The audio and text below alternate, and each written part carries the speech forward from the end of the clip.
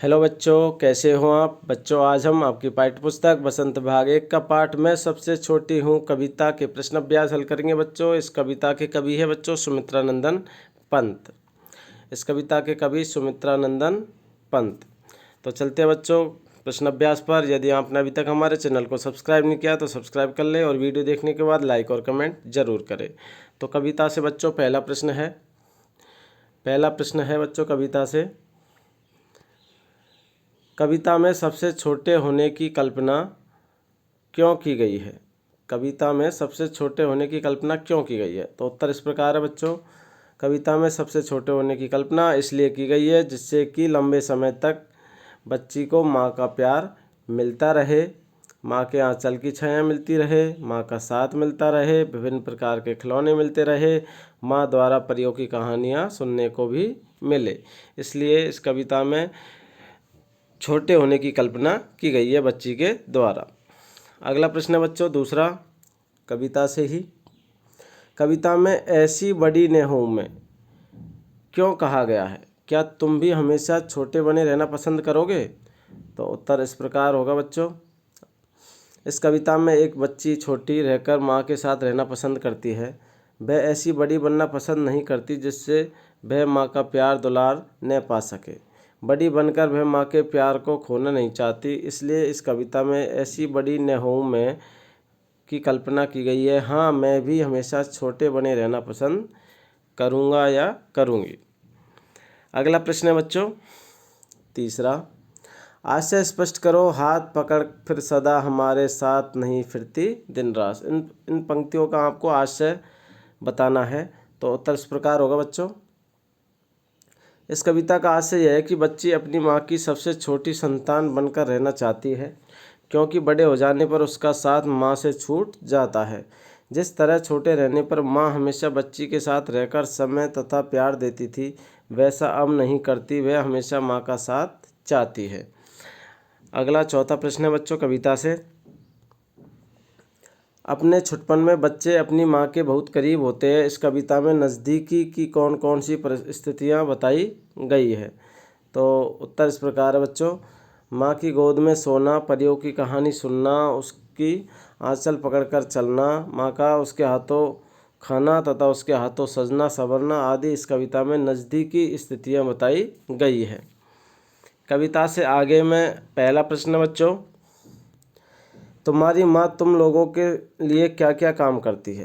तो आपकी माँ आपके लिए क्या काम करती है बच्चों, वो सारे काम आपको यहाँ पर लिखने हैं। जैसे माँ आपके लिए निम्नलिखित कार्य करती है। वह हमें कभी भी अपने से अलग नहीं करती। वह दिन रात हमें अपने साथ लिए फिरती है। वह हमें प्यार से अपनी गोद में सुलाती है, अपने हाथों नहलाती धुलाती और तैयार करती है। वह हमें खाना खिलाने के बाद मुंह हाथ धोती और धूल आदि पोंछकर हमें सजाती संवारती है। वह हमें परियों की कहानियाँ सुनाती है, मेरी हर ज़रूरत का ध्यान रखती है तथा अच्छी बातें सिखाती है और गृह कार्य कराते हुए पढ़ाती है। इन कार्यों के अलावा और भी बहुत सारे काम माँ बच्चे के लिए करती है। अगला प्रश्न बच्चों, यह क्यों कहा गया है कि बड़ा बनाकर माँ बच्चे को छलती है। तो उत्तर इस प्रकार बच्चों, माँ जब बच्चों को बड़ा बना देती है तब उसका हाथ छोड़कर अपने कामों में लग जाती है। तब वह उसे न तो नहलाती धुलाती है और न अपने हाथों से खाना खिलाती है और न ही परियों की कहानी सुनाती है। उसे खेलने के लिए खिलौने नहीं देती। जब बच्चों को लगता है कि बड़ा होने पर माँ उसे छलती है। तीसरा प्रश्न बच्चों कविता से आगे में, उन क्रियाओं को गिनाओ जो इस कविता में माँ अपनी बच्ची या बच्चे के लिए करती है। कौन कौन सी क्रियाएं करती है। उत्तर इस प्रकार होगा बच्चों। माँ अपने बच्चे को गोद में सुलाती है, आंचल पकड़वा कर साथ साथ रखती है, खाना खिलाती है, नहलाती धुलाती है, सजाती संवारती है, खिलौने देती है, स्कूल भेजती है, परियों की कहानियाँ सुनाती है, अच्छी अच्छी बातें सिखाती है और पढ़ाती है। इसके अलावा और भी बहुत सारी बातें हम बता सकते हैं माँ के बारे में। अनुमान और कल्पना बच्चों, इससे पहला प्रश्न है, इस कविता के अंत में कवि माँ से चंद्रोदय दिखा देने की बात क्यों कर रहा है। चांद के उदित होने की कल्पना करो और अपनी कक्षा में बताओ। तो उत्तर इस प्रकार होगा बच्चों। बच्चों को चांद को उदित होते देखना अत्यंत रोचक लगता है। वे अक्सर माता पिता से चांद को देखने या उसे हाथ में लेने की जिद करते हैं। इसलिए कविता में कवि ने चंद्रोदय दिखाने की बात कही है। चंद्रोदय का दृश्य अत्यंत सुहाना लगता है। चांदनी रात बहुत ही शीतल लगती है, जो आंखों और हृदय को ठंडक पहुंचाती है। दूसरा प्रश्न है बच्चों, अनुमान और कल्पना से इस कविता को पढ़ने के बाद एक बच्ची और उसकी माँ का चित्र तुम्हारे मन में उभरता है। वह बच्ची और क्या क्या कहती होगी, क्या क्या करती होगी, कल्पना करके एक कहानी बनाओ। तो उत्तर इस प्रकार लिख सकते हो बच्चों, वह बच्ची दिन भर माँ के साथ उसके आगे पीछे घूमती होगी। वह माँ के साथ रसोई में, बैठक में, शयनागार में और छत पर जाती होगी। वह एक मिनट भी चुप नहीं रहती होगी। कई तरह के सवाल उसे माँ से पूछने होते हैं। माँ तुम क्या कर रही हो, तुम क्या बना रही हो, माँ ये क्या है, माँ ये कैसे होता है। रसोई में जाकर वह माँ से जिद करती होगी कि वह भी रोटी बेलेगी। बैठक में जाकर वह कहती होगी कि वह भी टीवी चलाएगी। इस तरीके से वह माँ से सवाल जवाब करती है। आगे, शयनागार में वह गद्दे पैर बिस्तर पर चढ़ जाती होगी, गंदे पैर और चादर समेट देती होगी। घर भर में उसके खिलौने बिखरे पड़े रहते होंगे। छत पर जाकर वह दूर कहीं पतंग उड़ते देख माँ से उसे लाने की जिद करती होगी।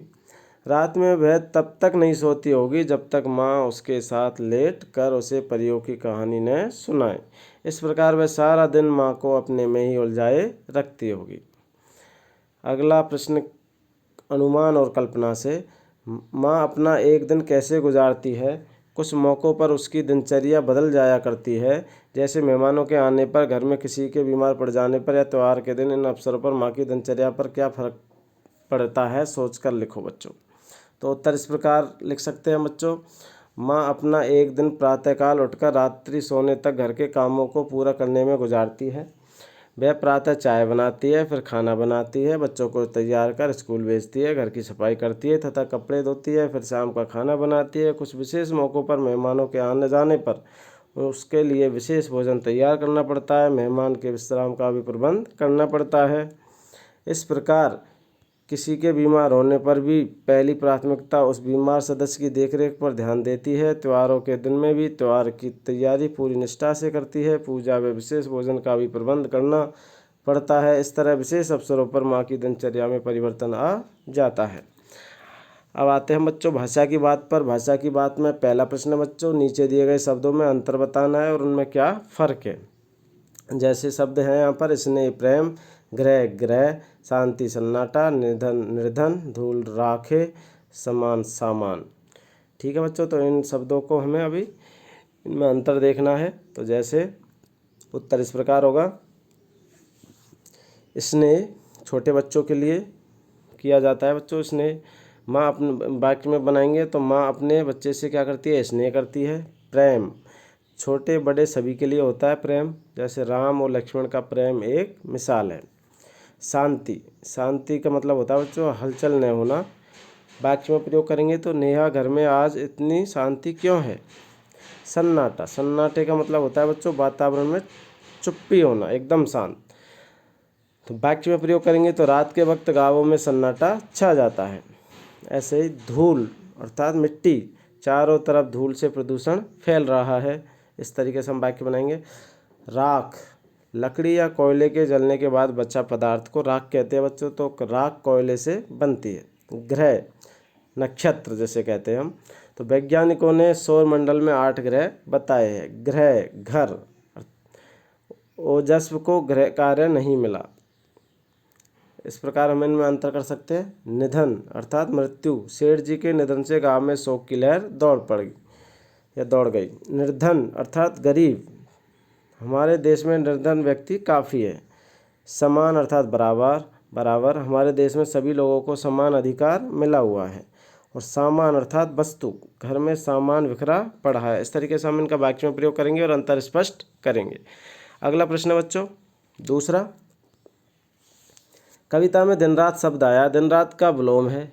तुम ऐसे 4 शब्दों के जोड़े सोचकर लिखो जो विलोम शब्दों से मिलकर बने हो। जोड़ों के अर्थ को समझने के लिए वाक्य भी बनाओ।